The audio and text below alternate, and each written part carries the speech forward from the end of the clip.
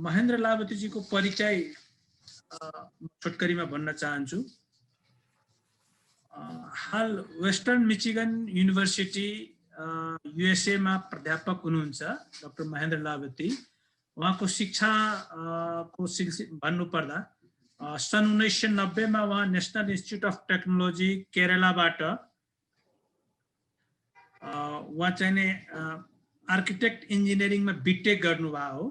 त्यसपछि सन् 1997 मा युनिभर्सिटी अफ हवाईबाट अर्बन एन्ड रिजनल प्लानिङमा उहाँले मास्टर्स गर्नुभयो र सन् 2002 मा युनिभर्सिटी अफ पिटर्सबर्गबाट उहाँले चाहिँ नि पब्लिक एन्ड इन्टरनेसनल अफेयर्स विषयमा पीएचडी गर्नुभएको हो।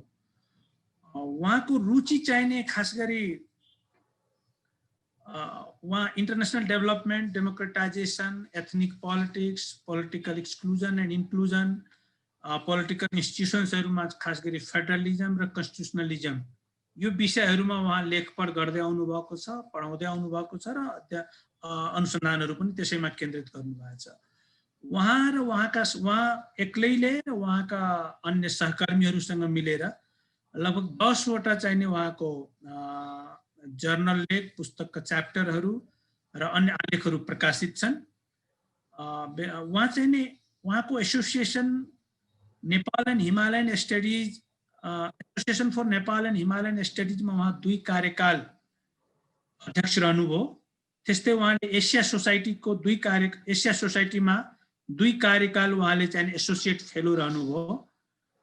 उहाँले चाहिँ खास गरी दक्षिण एसिया, पूर्वी एसिया लगायतका देशहरुमा अनेकौं देशहरुमा उहाँले चाहिँ आफ्नो स्थलगत अध्ययन भ्रमण गरेर विभिन्न खालका रिसर्चहरु उहाँले गर्नुभएको छ।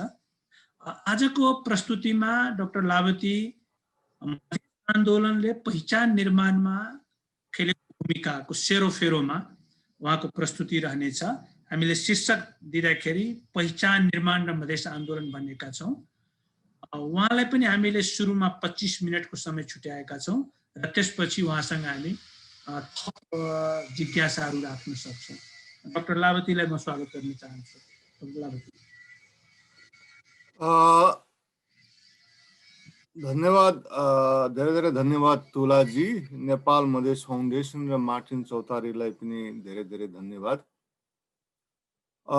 मेरो प्रस्तुति चाहिँ यो पहिचानको निर्माण र मधेस आन्दोलन हो। यो विषय मैले किन छाने भनेर भन्दाखेरि चाहिँ तुलाजीले अब यो वार्षिकीमा बोलिनु पर्यो भनेर अनुरोध गर्नु भएपछि यो पहिचानको निर्माण बारे र विशेष गरी आन्दोलनहरु त्यसको आन्दोलनसँग सम्बन्ध बारे नेपालमा एकाडेमिक एनालिसिस भएको छैन। अनि अर्को कुरो चाहिँ प्र्याक्टिकल लेभलमा चाहिँ र मुभमेन्टहरुलाई चाहिँ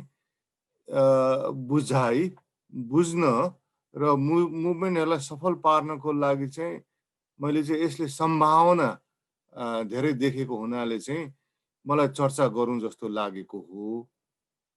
अब यो मेरो आजको प्रस्तुति चाहिँ मुख्यतः अब नेपालमा भएका विभिन्न आन्दोलनहरु नजिकदेखि नियालिरहेको अवस्था त्यो सन्दर्भमा मैले यो सोशल मुभमेन्ट र एथनिसिटी र नेसनलिजमको विभिन्न लिटरेचरहरुको भरमा उनीहरूले थ्योराइज गरेको त्यसलाई थ्योरीहरुलाई आधार लिएर मैले यो आजको प्रस्तुति त्यो थ्योरीहरुको बेसमा मेरो अब्जर्भेसनहरुको आधारमा मैले मेरो प्रस्तुति सरस्वती प्रस्तुति गर्दैछु। मेरो विचार चाहिँ अब एउटा यो समयमा एउटा लेखै ड्राफ्ट गर्ने हो कि भन्ने थियो, त्यो सम्भव भएन विभिन्न कारणले गर्दाखेरि र आज तपाईहरुको सामु यो प्रस्तुति मात्र गर्नेछु। अब मधेस आन्दोलन सफल भयो भन्ने कुरो त अब हामी सबैले एक्सेप्ट गरेको कुरो हो। त्यसमा किन सफल भयो भन्ने चाहिँ विभिन्न आर्गुमेन्टहरु छन्। त्यसमध्ये एउटा प्रमुख आर्गुमेन्ट चाहिँ मधेसीहरुको चाहिँ मधेसमा विशेष गरी 2 नम्बर क्षेत्र आसपासमा चाहिँ उनीहरु अब मेजोरिटी ग्रुप हुन्, टेरिटोरियली कन्सन्ट्रेटेड छन् भन्ने चर्चा गरिन्छ हैन, र त्यो वास्तवमा हो पनि। अघि तेजेन्द्रजीले पनि इथनिक होमोजिनिटी मधेसहरूको इथनिक होमोजिनिटी छ भनेर भन्नुभयो र उहाँले भन्नु खोज्नु भएको चाहिँ मेरो विचारमा त्यहाँ मेजोरिटी छ भने र त्यो उहाँले मात्र भन्नुभएको होइन, मैले पनि पहिला यस्तै कुरोहरू गरेको हुँ, अरूले पनि यस्तै कुरोहरू गर्नुभएको छ। तर मेरो यो उसमा चाहिँ अब त्योभन्दा हामी मुनतिर गयौँ भने मधेसीहरू अब इथनिक ग्रुप हुन् त भन्ने एउटा प्रश्न निकाल्न सकिन्छ। किनभने अब इथनिक ग्रुप भनेर प्राय जसो बुझाइ चाहिँ यो डिसेन्ट बेस्ड ग्रुप हो भन्ने पनि गरिन्छ, भाषिक ग्रुपहरू आदि इत्यादि भन्ने पनि गरिन्छ होइन। र मेरो यो उसको आजको प्रस्तुतिको चाहिँ एउटा भनाइ चाहिँ के हो भने, मेरो आर्गुमेन्ट चाहिँ के हो भने, मधेसी भन्ने आज हामीले जुन ग्रुप हामीले मधेस र मधेसी भनेर भन्छौँ, त्यो चाहिँ एउटा निर्मित पहिचान हो। र मैले यो नेपालमा चाहिँ यो पहिचान निर्मित फ्लुइड हो आदि इत्यादि, त्यसले गर्दा अध्ययन गर्नु पर्दैन भन्ने एक थरीका साथीहरूले भन्ने गर्नु भएको छ। त्यस किसिमले नेगेटिभ तरिकाले भन्नु खोजेको होइन। मैले चाहिँ यो अब पोजिटिभ तरिकाले पहिचानहरू निर्माण गर्न सकिन्छ र मधेस को केस स्टडी चाहिँ त्यसको लागि मेरो विचारमा धेरै इन्ट्रेस्टिङ छ।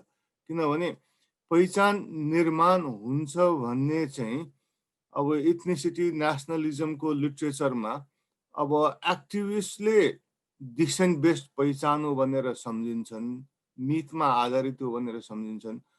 तर एकाडेमिक लिट्रेचरमा चाहिँ एउटा लगभग कन्सेन्सस जस्तो नै डेभलप भएको छ, विभिन्न तहमा पहिचानहरू निर्माण हुन्छन्। अब कोही 100औं वर्ष लाग्छ भन्ने, कोही जेनेरेसन्स लाग्छ, तर जीवन पहिचान निर्माण हुन्छ भन्ने एउटा धारणा छ। त्यसै आधारमा नेपालमा चाहिँ यो मधेसको केस चाहिँ के देखिन्छ भने एकाडेमिक लिट्रेचरमा भनेको जस्तो लामो समयसम्म लाग्ने होइन कि यो चाँडो पनि हुनु सक्दा रहेछ। र अब त्यो के फ्याक्टरले हुन्छ भनेर मेरो विचारमा अध्ययन गरेको खण्डमा चाहिँ त्यो इन्ट्रेस्टिङ सब्जेक्ट हुन्छ भन्ने जस्तो चाहिँ मलाई लाग्छ।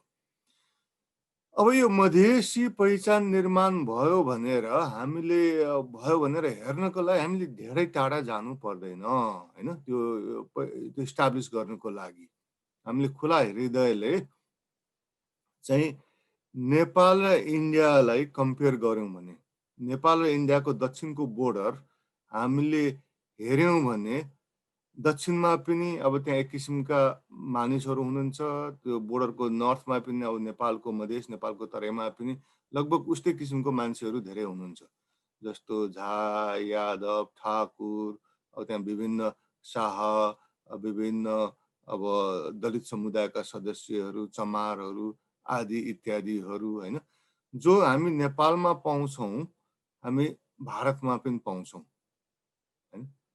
नेपालमा त्यो समुदायले आफूलाई मधेसी भन्न सुरु गरेको छ।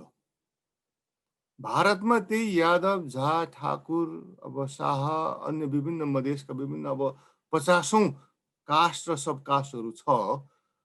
उहाँहरूले त्यही कास्टको ग्रुप हुनुहुन्छ, तर भारतमा उहाँहरूले मधेसी भनेर भन्नु हुँदैन होइन। यो त ल ठिकै छ, यो त अब जातको कुरो हो, सबै जात मिलेर एउटा इथनिक ग्रुप बन्न सक्छ भनेर आर्गुमेन्ट गर्न सकिन्छ। तर अब हामी भाषाको आधारमा हेरौँ, नेपालमा पनि मैथिली, भोजपुरी, अवधी भाषा बोल्ने समुदायहरू हुनुहुन्छ, भारतमा पनि ती भाषा बोल्ने समुदायहरू हुनुहुन्छ।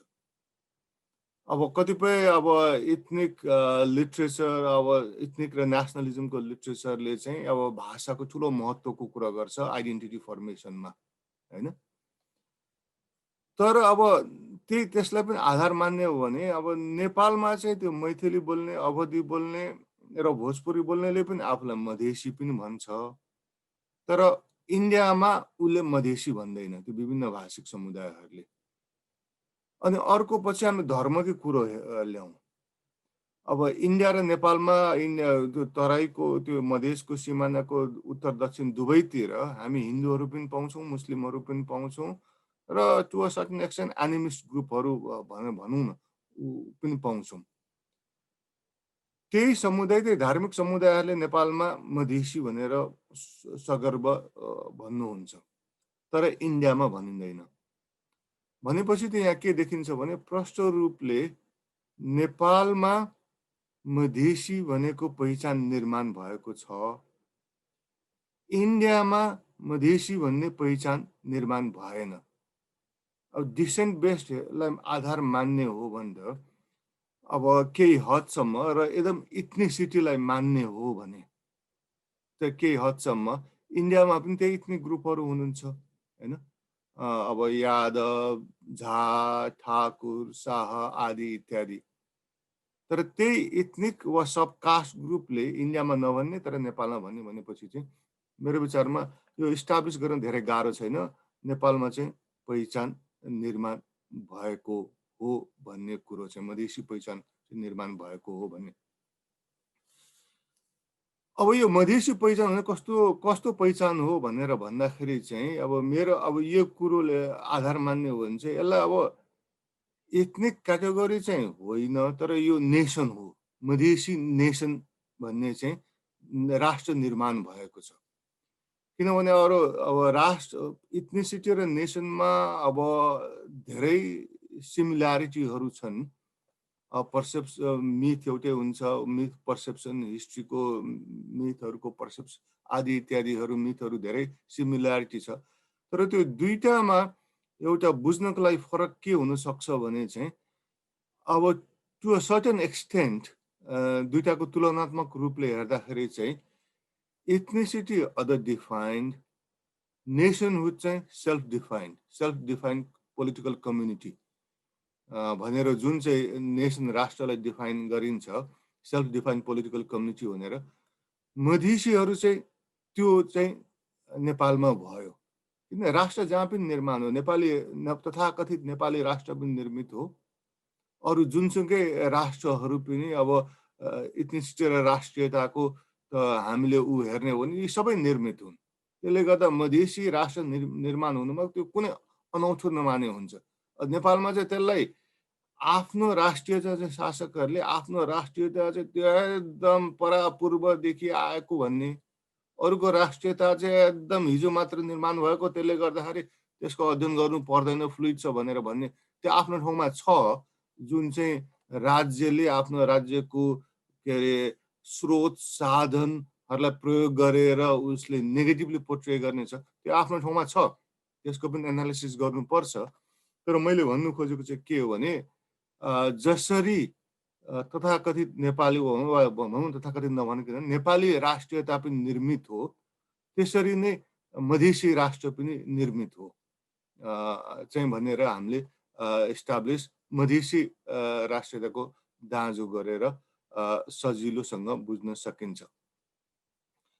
अब म तपाईहरुलाई यसपछि अब यो मधेसी राष्ट्र निर्माण भएपछि चाहिँ तब बल्ल मधेसमा मधेसीहरू बहुमत भए।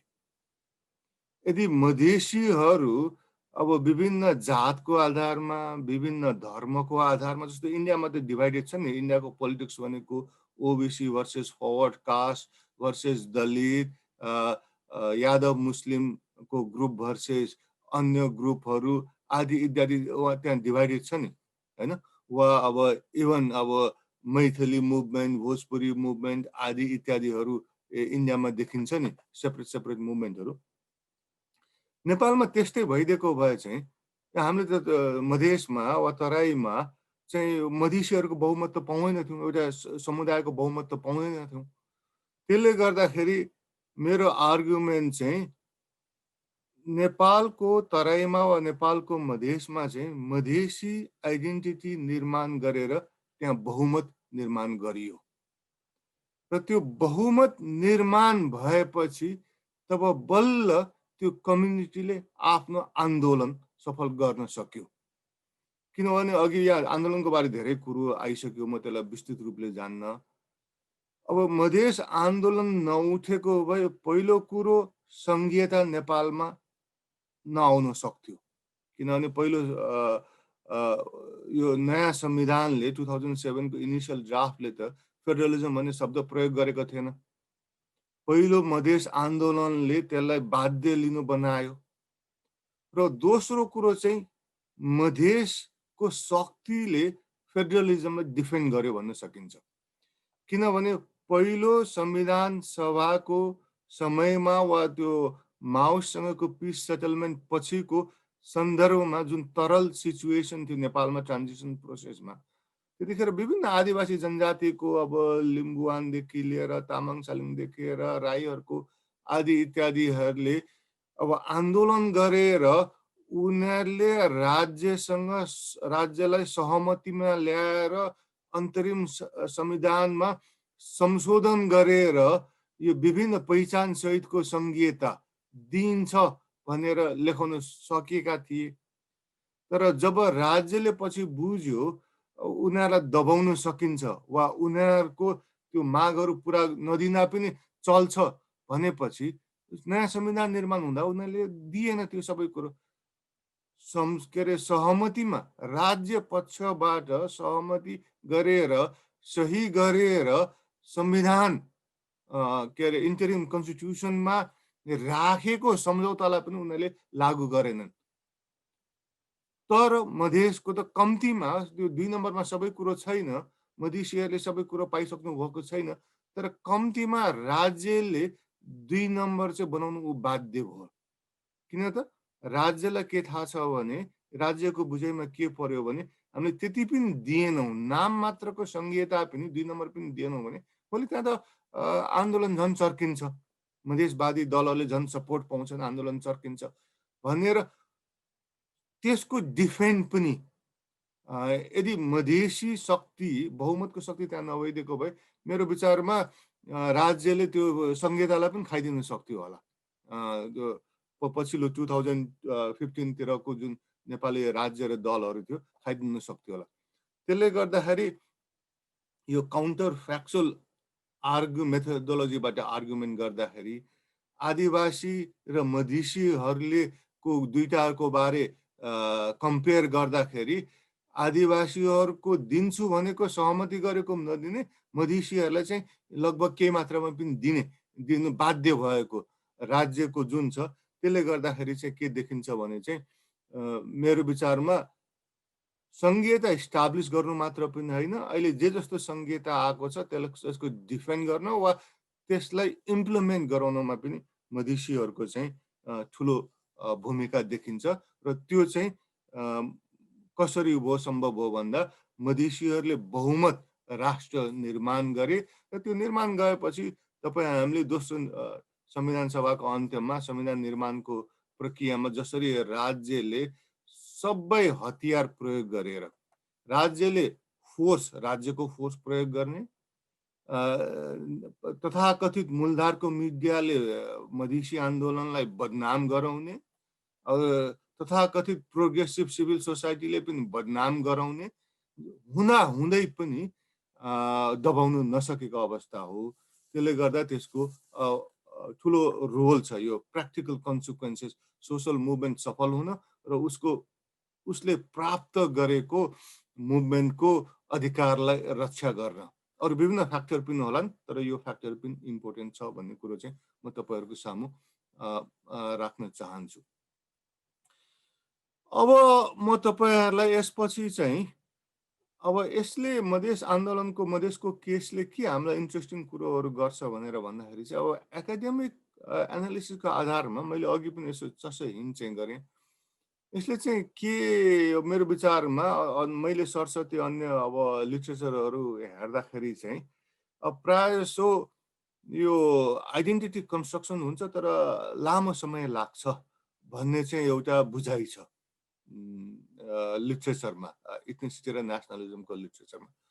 तर मधेस आन्दोलनलाई हामीले हेर्न सक्यौँ भने चाहिँ मेरो विचारमा मधेस भन्ने जुन पहिचान वा राष्ट्रको निर्माण भयो त्यसले त्यो साह्रै लामो समय लिएको, डेफिनेटली त्यो 10 वर्षमा निर्माण भएको चाहिँ होइन, तर त्यो एउटा लामो एकदम अन्य पहिचान जत्तिकै धेरै लामो, जस्तो नेपाली पहिचान भनेर जुन निर्माण भयो नि नेपाली राष्ट्रताको, त्यस्तै धेरै लामो 100औं वर्ष लागेको चाहिँ हो जस्तो लाग्दैन मलाई।